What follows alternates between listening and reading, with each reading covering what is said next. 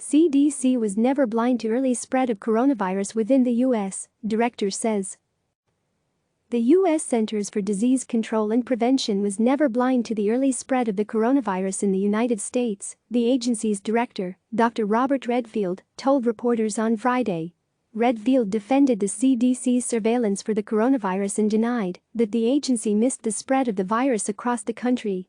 "We were never blind when it came to surveillance for coronavirus-19, Redfield said. The reality is the surveillance systems that CDC had developed over the years for respiratory viral diseases, particularly the influenza-like illness, really did give us eyes on this disease as it began to emerge, Redfield said. Independent of testing, we had pretty good eyes on whether there was any new respiratory influenza-like illness occurring in our country. Redfield was discussing a new CDC report that shows the virus was already spreading some in January and early February in Washington state and other Pacific Northwest areas, much earlier than when the first case of community spread was confirmed in the United States in late February. CDC previously has been criticized for its slow response to the coronavirus outbreak. The new research, published in the CDC's Morbidity and Mortality Weekly Report on Friday, suggests that there was some community transmission of the novel coronavirus in the United States between the latter half of January and the beginning of February, as researchers had previously thought, and the virus likely was introduced from China.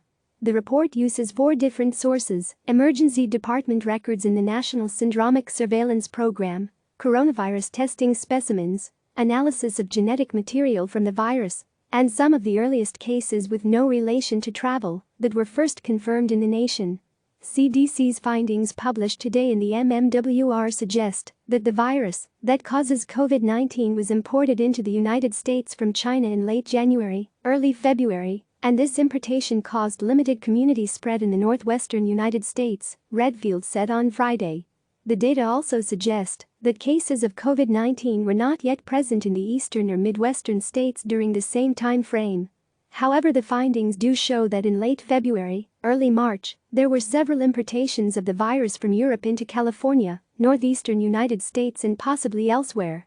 Subsequent to that, nationwide spread of the virus occurred, Redfield said.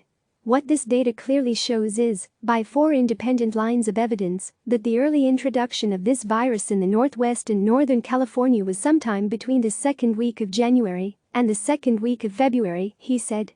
I think it's really important that it puts data into the discussion, as opposed to prior to this, we had the discussion without a lot of data. Previously, the CDC received some criticism for its response to the coronavirus pandemic in the United States, including some delays in testing for COVID-19, the disease caused by the coronavirus. In early February, the CDC released a flawed test that took it weeks to correct.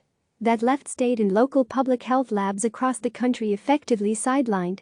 Many labs were waiting for the revised CDC tests, while commercial and clinical labs were barred from conducting their own tests unless they went through a complex process of applying for their own emergency use authorization from the U.S. Food and Drug Administration.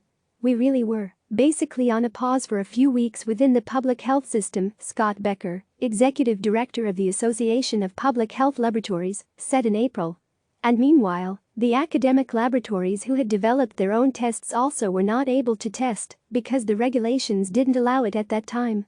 As a result, several expert reports have said the federal government squandered a critical month during which aggressive and widespread testing might have reduced the speed and scale of the pandemic. Bob Ortega, Scott Bronstein, Kurt Devine and Drew Griffin. Click subscribe to receive the latest news.